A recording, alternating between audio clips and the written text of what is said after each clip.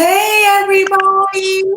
This is Penda, and you see I'm all extra today with my crown on because I'm talking to Mekelle Bly, and we call her Simply Beautiful.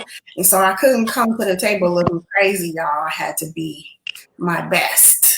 You are beautiful every day. Every day I work on it, but today I had to go over the top and be a little extra just for you. Yeah. Okay. So, for those of you who do not know me, my name is Penda James, and I'm the owner of Inscribed Inspiration. And what I do is I assist people to get unstuck, execute their goals, and inscribe their legacy. And I'm doing some live chats with friends because I want to talk about things that I don't get to talk about, and I want to stop hiding behind the shadows and be more vocal about things. So today I have my dear friend Mekelle Bly. Can you tell us who we are, a few things about you? Well, I am, like she said, I'm Mekelle Bly. Um, Originally from Ohio, but I am in Arizona in Phoenix. And I have the pleasure of having Penda as my sans, my line sister in our illustrious sorority, Delta Sigma Theta Sorority Incorporated. And I'm a nurse. I'm a registered nurse, and I am glad to be here. I'm glad she asked me, and of course, I would follow through for you. I want to add one other tidbit about you. You are married to the first Black president, Jamie Bly. Right. He was my high school president, and I was one of his officers. I was the historian, so I always call him Mr. President. So I wanted to add that little tidbit, nugget of information. So we're in this season of being at home and being quarantined, and you are an essential worker. So I wanted to talk a little bit about that today. Can you share with us what it means to, how do you define what it means to be essential?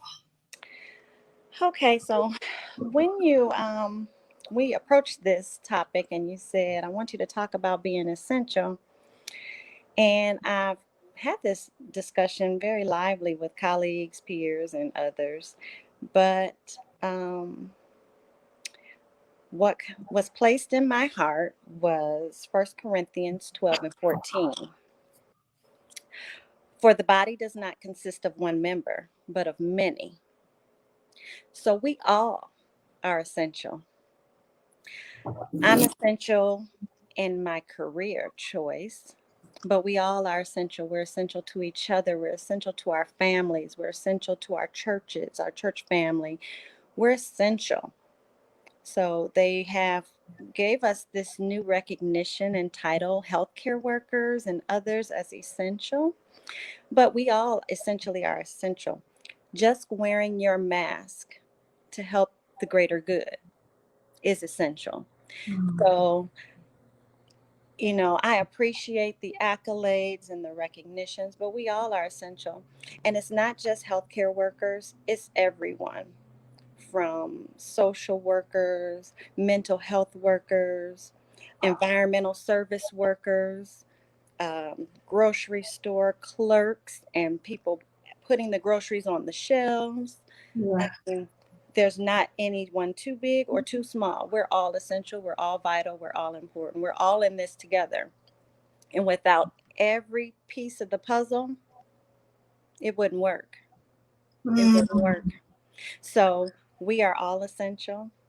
And I understand and I get why they have been referring to the healthcare workers as essential because, yes, we are on the front lines. We are masked up and with full PPE and N95s and bonnets and gowns and booties and gloves and the whole 9 yards, and working with the sickest of the sick right now. But in the bigger picture, yes, we're dealing with a pandemic, but we are all essential today and every day. Did you always know that you want to be a nurse? I did. Um, Me becoming a nurse was a dream deferred. Mm. Uh, my I have my original college transcript where I was a pre-nursing major. when I graduated in the 90s. And I changed my major. Mm.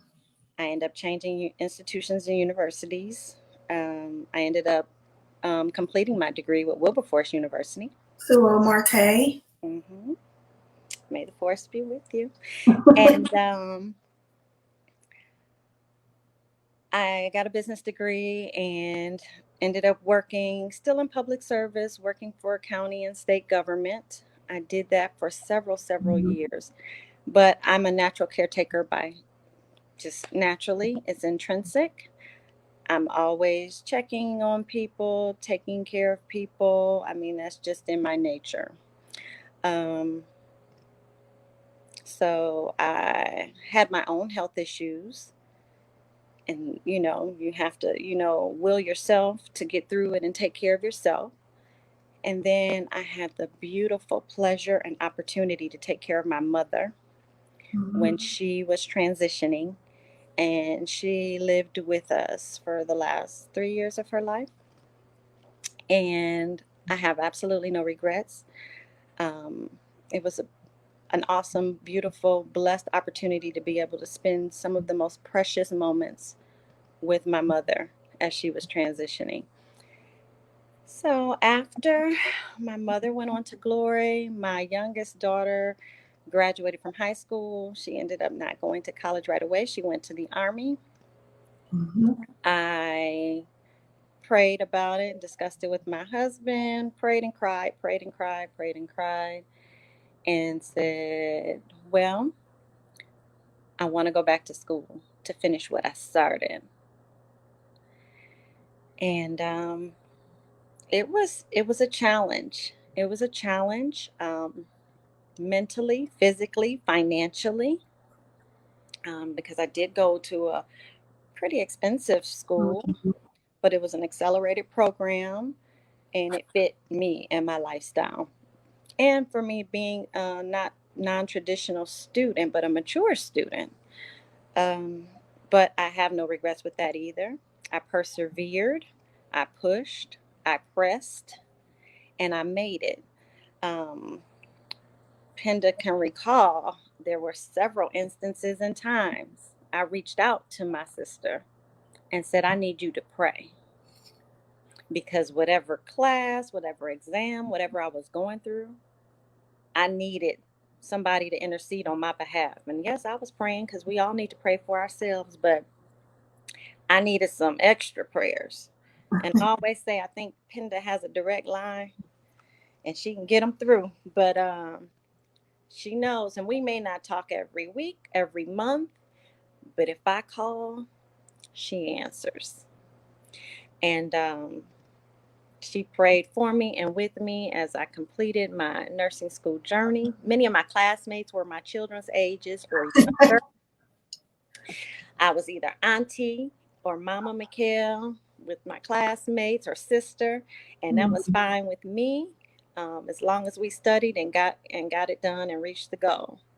But it was definitely a challenge, and um, it was a different kind of studying at this point in my life, Mhm. because some other students might glance at, I say they have a photographic memory, glance at something, sit down, take an exam, they're good. No, I had to study. I had to put in the work. I had to listen to recorded lectures. I had to take Mhm. notes. I had to rewrite my notes. I mean, I really put in the work. So when they say this degree was earned, I earned every ounce of it. And my husband jokingly says, we became a nurse because he earned it. He earned it right along with me. He let me practice everything except a couple things. He's like, no, we're not going to practice that. I said the same thing about my husband with his doctorate. I was accepted into programs, but he got his. I got to figure out what I'm going to do now. Well, we can pray about it. You'll do it. You You'll do it. can. Yes. Look. I'm an advocate of lifelong learning. Mhm. Learning never stops, whether you're in a school or not. Learning on your own, just picking up a book and reading it or reading an article online. Learning never stops. Mm-mm. We always can continue to improve and learn.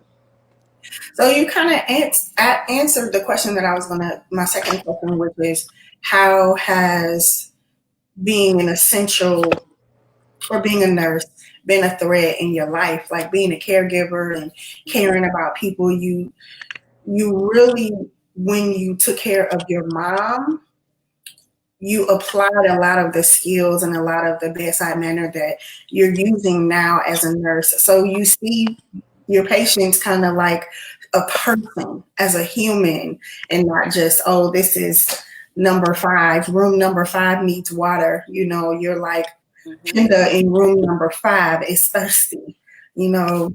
And I do, because I think about you when you're going out there and people can be rude and disrespectful. And I just really am thankful to you for doing what you're doing, going out there every day. You have a family and grandbabies and people who care about you. And I don't think that's why I think society has said essential workers, because you are on the front line. I've heard stories of people say they come home and take all their clothes off at the door, jump in the shower before they even talk to anybody. Do you do those kinds of things too?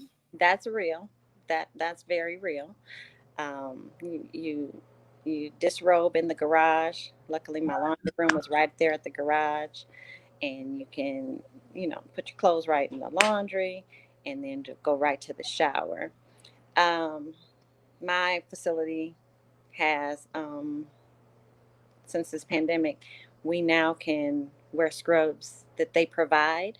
Okay. So I'll get there a few minutes early. I can change into the scrubs they provide, and you can change before you leave. There is a shower as well. If you Oh, wow. choose to shower, change out of those scrubs, and they're laundered, sanitized, and we can grab scrubs every day for every shift. So we That's don't have really to. thoughtful. An amazing offering. So we don't have to know, if you choose to wear your own scrubs, you can, but we can wear them and they will launder them and sanitize. Are, are you a nurse with a niche, like a pediatric nurse or an No, operational nurse or? no, where I'm working right now, we see everyone from birth to very Oh, tenured. So I don't have a niche. I did, because I was on okay. a neurotelemetry floor, but I transitioned into a different position. So we see everyone, and everyone is being impacted by this pandemic, from infants to the elderly. Oh, really? Children 6, 7, 8, 9 years old. I mean, it's not just one particular target audience or older adults. Everyone. We've had positives from all age ranges. We don't hear much talk about that. Just So, we don't hear the seniors, like we don't hear yeah, about babies. yes, babies are positive. Small children are positive. So this virus does not discriminate at all. It doesn't matter, and even healthy people. Healthy people have contracted the virus, and they're not the same after the virus has taken its toll. There's so many after effects, lung issues, physical issues. They have to continue physical therapy for so many weeks or months after. So, and they're still learning so much about it every day. Mm-hmm. So it's so new, and they're still learning every day. And they're fortunate, but unfortunately, they have to learn from the people who've contracted it and track them and what's going on with them after they've recovered. So you are a woman of faith, and this is a heavy kind of thing. So what do you do to practice your self care? Ooh, yes, self care, very important, very important. On my days off, days like today, um, usually I do what I need to do around the house, but I don't do a whole lot of anything. You just want to decompress. You don't want to do much. Um, I read. I read my word. Um, I exercise. I've been fasting and or trying to have a clean diet, just keeping myself healthy because we have seen in the news and other reports, medical professionals are contracting this virus as well. Mm. So, it's very important to keep yourself healthy, strong, mentally, emotionally, physically. Um, my family, I'm on the other side of the United States, so a lot of FaceTime, video calls with my family, my friends, my sister friends, Mhm. just to, stay in touch, stay connected, and um, that kind of, I'm a family person, I'm a people person, so just to keep me engaged with everyone. Um, my husband and I will sit outside when it's cool enough and Yeah, yeah. Hot in Arizona. yeah, enjoy each other's company and just kind of relax. But and of course, listening and participating in virtual worship because we're still having virtual worship here. I know some states and cities are having either outdoor worship or some kind of where they're gathering, but we're not yet gathering here. Not my place of worship. We aren't either. I'm not going back. I'm not in a hurry. I am not in a hurry right now. I do want to acknowledge that you have some comments and some Vita Copeland. She said that thank you for serving. Thank you. And she said thank you for continuing to share the truth. Because we don't hear a lot, we hear all these experts talking, but real life people who are in the trenches doing the work is more heartfelt, I think. Yes. So we can know like this is a real situation that we're dealing with. Do you think, Mekelle, that there's something you want people to know? Because you took you took two different spins on what it means to be essential. You started with we are all essential. Mhm. Is there something that you want people to know about being essential, especially during this season where we're trying to find our purpose and trying to find what we're supposed to be doing because we've lost our jobs or we're on furlough or whatever. What could you say to somebody about being essential to encourage them? Be kind. We all need to be kind during this time. 2020, this year, has just hit us in all directions with all kinds of different things. We're all different. We all have different points of views, different feelings, how we feel about one subject or situation or another. First and foremost, first and foremost, be kind, be compassionate, because you don't know just with the unfortunate, untimely death of Chadwick Boseman. We don't know the personal internal battles that people are dealing with. You may smile, I may smile, but you know, it might be breaking loose at home. We Yeah. don't know what people are dealing with, or we don't know what life's challenges have imparted in that person, and that's why they feel that way. So having some compassion, being kind, if you can lend a hand or a dime or a dollar, do that because people are in need. And for heaven's sake, please wear your mask and wash your hands. uh, Yes. please wear your mask and wash your hands, um, just for a moment. You have people struggling, and were struggling before the pandemic, that had to wear oxygen all the time, or they might have to wear a prosthetic all the time. But the simple ask is to wear a mask when you're around others or when you're out in public. When you're at home, we're at home, so we don't have on a mask right now. Be comfortable. But for the greater good, please wear that mask. Um, the people who are suffering and have contracted this virus and that are hospitalized, they are really, truly ill. Mm. And it's unfortunate to experience. It's unfortunate to see. And those that have succumbed to the virus, they are dying without a family member in the room. They are dying with medical professionals holding their hand, with gloves on, with gowns on, we probably look like somebody from outer space or an alien because we have on all, they have on all this gear and they're in the room. But, and some people, if they're seniors or whatever health condition they have, they may have been confused before they even were brought to the hospital. And then they are even more confused or experiencing some kind of medical delirium. And you're trying to comfort them or care for them. So just be kind, be compassionate, do what you can do for the greater good.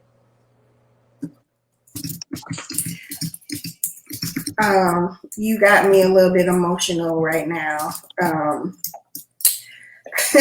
Just just thinking about, I had surgery in the middle of the pandemic, and my husband had to just drop me off and drive away. Mm-hmm.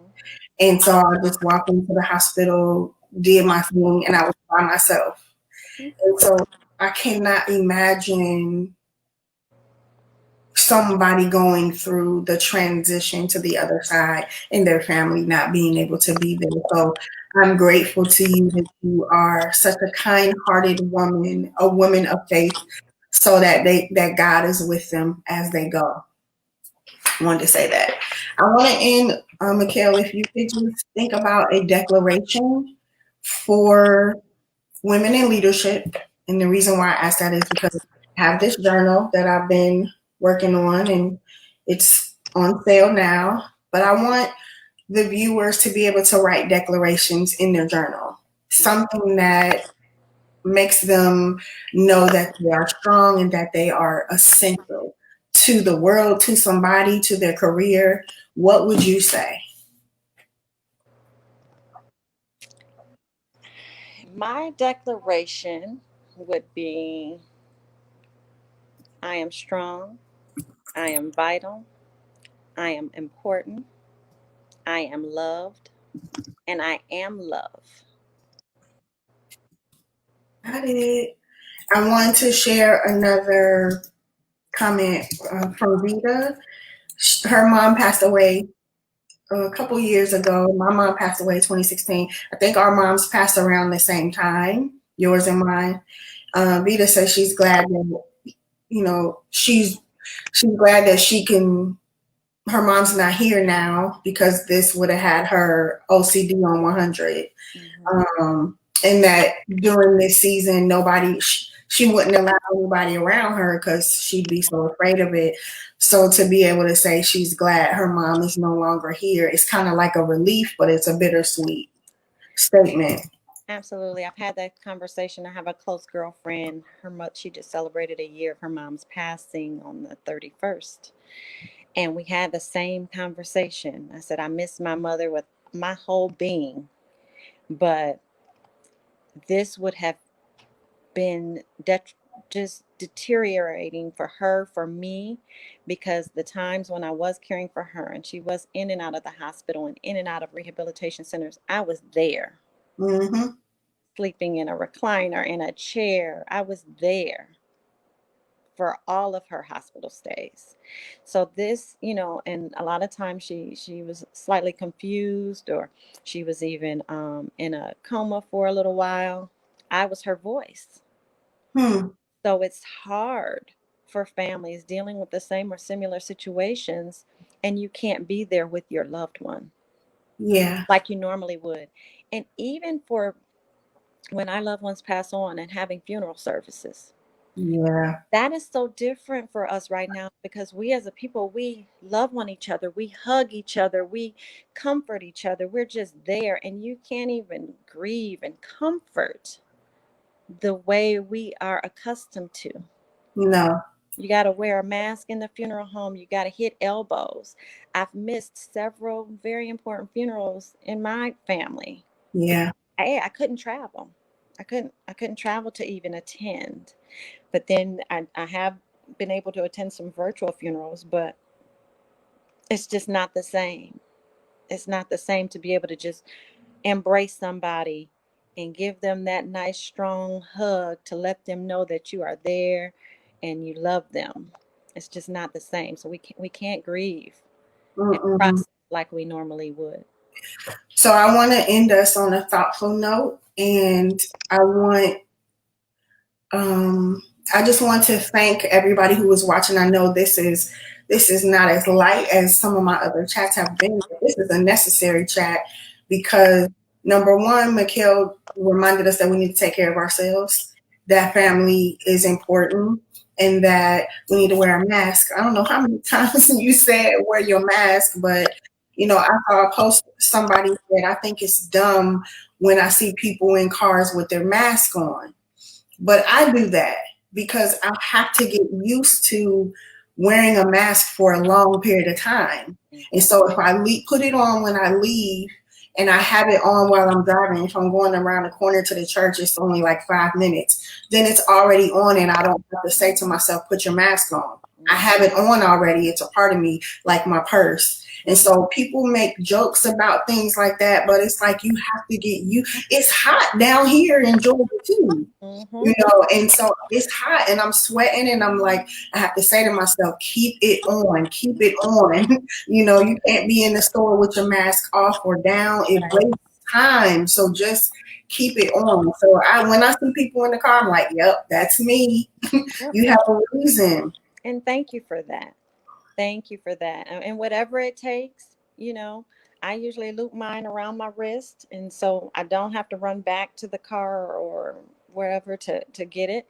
But, some people were wearing masks before this pandemic even started because of whatever health issues or concerns, or they were immunocompromised. So, it's a small ask. It's a small ask. Small ask. Well, you are amazing, Sands. I love you so much. Thank you for this public conversation that we had. I appreciate you greatly. And you have lots of comments. So come back in and read what people are saying and how they are grateful to you. They appreciate you. We all do. And you may not hear it enough. So if you have a bad day, come back and read these comments. Well, thank you. Thank you all. Bless you all. I'm doing what he has chosen me to do. I'm on purpose, huh? well, yep, I'm working in my gift. I'm walking in my purpose. And I'm going to keep doing it. They say if you're doing a job that you love, you don't work a day in your life. So, amen. I love you so much. Thank you, everybody. Thank you, everyone. Be well.